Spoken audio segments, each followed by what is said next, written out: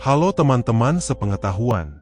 Beberapa hari telah berlalu sejak dunia kehilangan Paus Fransiskus yang telah wafat pada 21 April 2025, seorang pemimpin rohani yang begitu dicintai banyak orang, simbol harapan di tengah zaman yang penuh kegelisahan.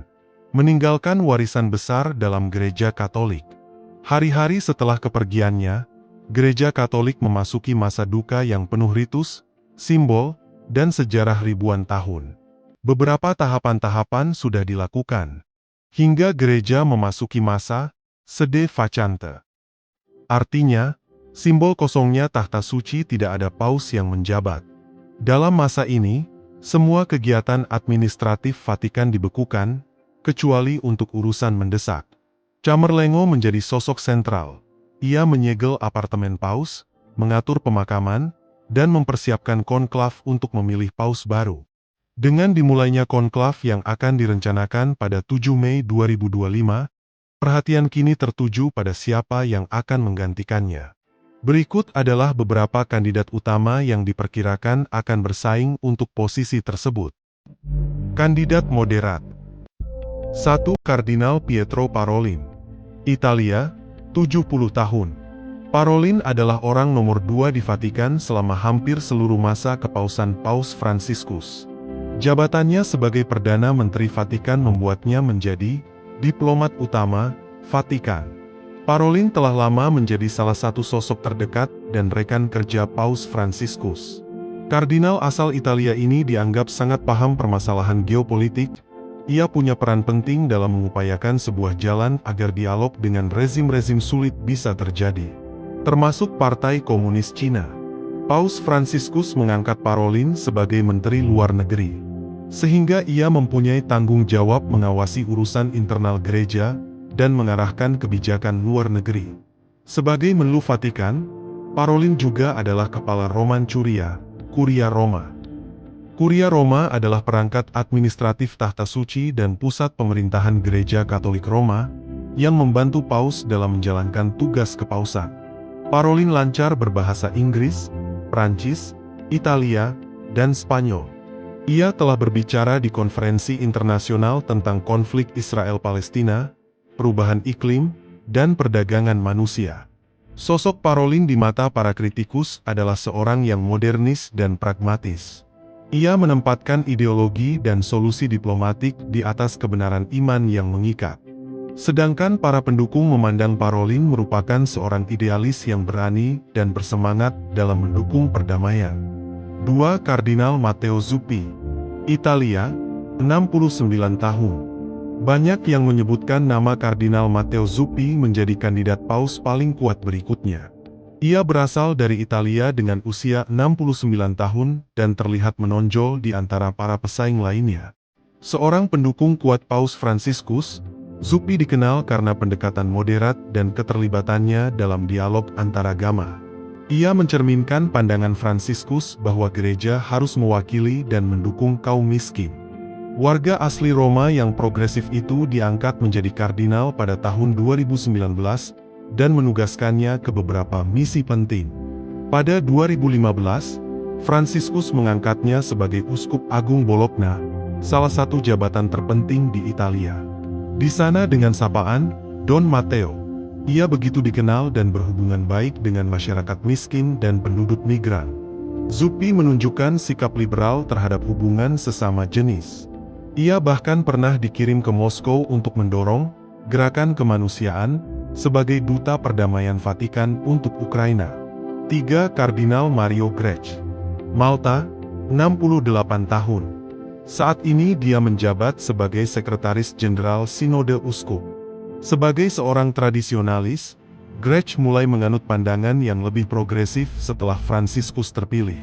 Kardinal kelahiran Malta ini dipandang progresif karena dia menyerukan gereja agar mau menerima pasangan yang bercerai dan pasangan gay. Akan tetapi, pada saat yang sama dia menyatakan ketidaksetujuan terhadap perceraian dan metode IVF, bayi tabung. Ini adalah upaya penyeimbangan yang rumit, mengikuti arahan Paus Fransiskus untuk menciptakan gereja yang inklusif dan memperhatikan kelompok marginal sambil mengakui kekhawatiran kelompok konservatif. Grech juga mengakui dialog persaudaraan di antara umat Katolik pada semua tingkatan sekaligus meyakinkan kelompok tradisionalis bahwa gereja bukan lembaga demokrasi, melainkan bersifat hierarkis.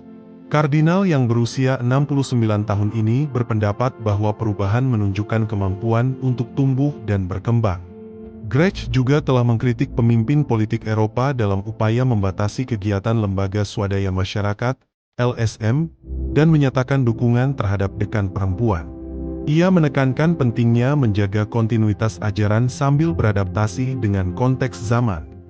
Kandidat konservatif 4. Kardinal Robert Sarah. Gini, 79 tahun. Seorang suara konservatif terkemuka, Sarah dikenal karena mempertahankan ajaran tradisional gereja. Sebagai seorang kardinal ortodoks, Robert Sarah adalah sosok yang berusaha membuat dirinya menjadi otoritas paralel bagi Fransiskus. Ia juga vokal dalam kritik terhadap Paus Fransiskus. Pada 2020, Sarah menulis buku dengan Paus Benediktus yang saat itu telah pensiun. Tindakan mereka dipandang sebagai tantangan terhadap otoritas Fransiskus. Menurutnya, ideologi gender adalah ancaman bagi masyarakat seperti pernikahan sejenis dan aborsi. Ia juga menentang fundamentalisme Islam. Jika terpilih, ia akan menjadi paus dari Afrika pertama dalam lebih dari 1.500 tahun. 5. Kardinal Peter Erdo. Hungaria, 72 tahun. Ia seorang pakar hukum yang diperkirakan akan membawa aliran konservatisme Paus Yohanes Paulus II dan Benediktus XVI. Paus Yohanes Paulus II mengangkatnya menjadi Uskup Agung Esztergom Budapest pada 2002 dan tahun berikutnya diangkat menjadi kardinal di usia 50 tahun. Ia merupakan kardinal termuda saat itu. Ia terkenal sebagai diplomat yang cerdik dan mampu membangun hubungan dengan umat Katolik di Amerika Latin dan Afrika. Ia menentang pemberian komuni kepada pasangan yang bercerai dan menikah lagi, serta memiliki sikap keras terhadap penerimaan pengungsi di Eropa.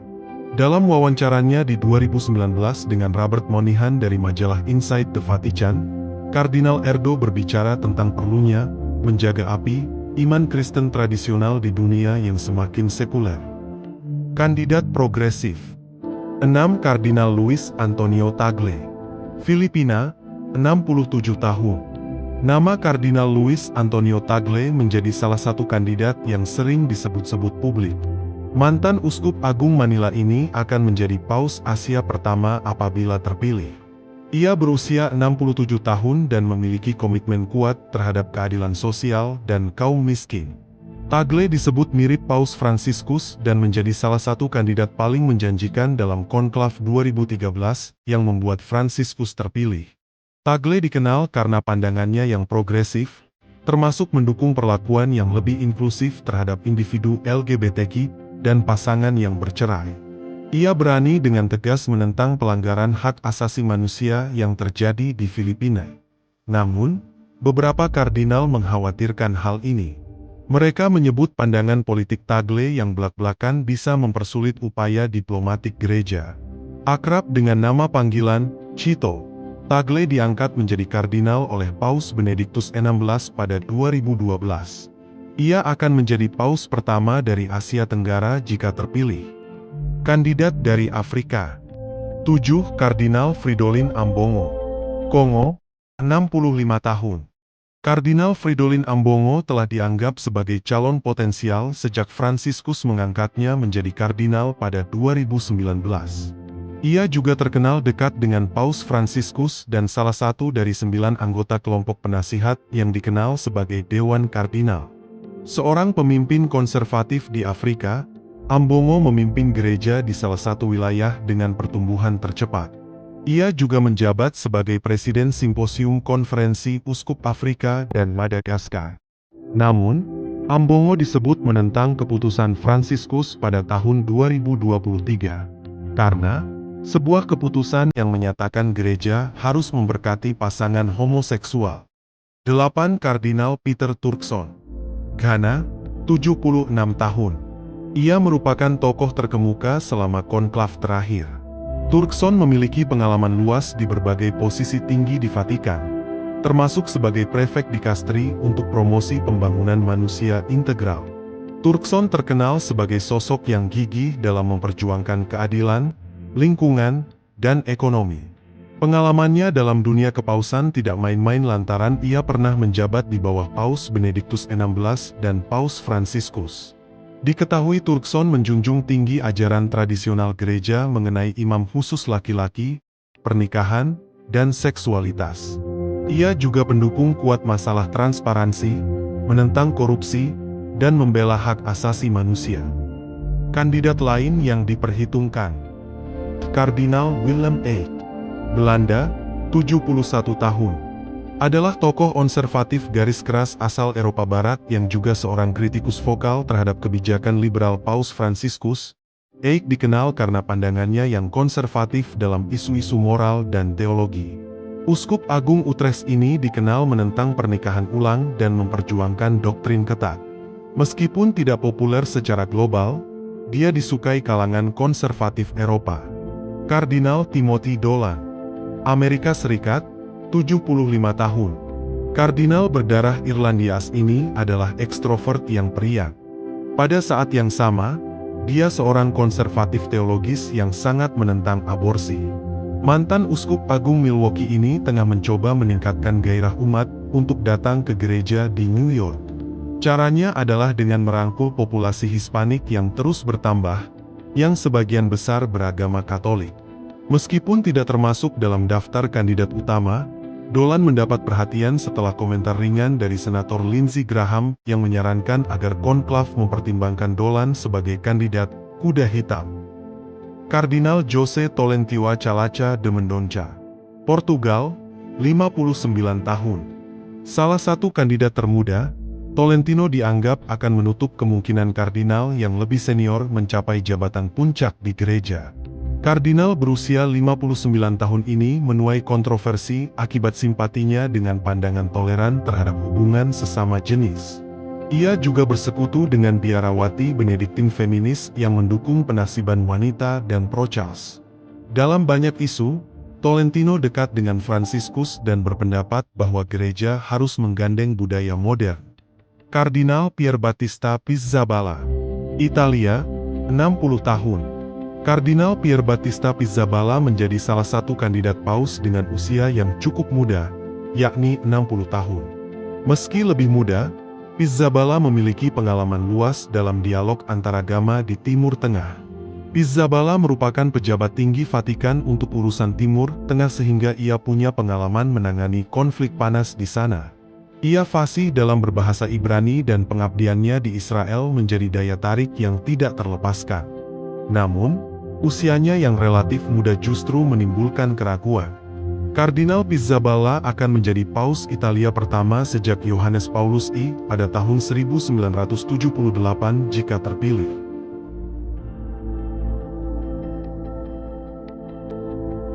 Proses pemilihan paus melalui konklav adalah rahasia dan seringkali tidak dapat diprediksi. Di balik ritual kuno dan suasana sakralnya, konklav adalah simbol bagaimana Vatikan memadukan tradisi, iman, dan kebijaksanaan dalam memilih pemimpin tertinggi Gereja Katolik. Semua itu berlangsung dalam diam dan dalam doa. Dengan 108 dari 135 kardinal pemilih yang ditunjuk oleh Paus Fransiskus, banyak yang mengharapkan penerus yang sejalan dengan pandangannya. Namun, sejarah menunjukkan bahwa konklav seringkali mengejutkan dunia dengan pilihan mereka.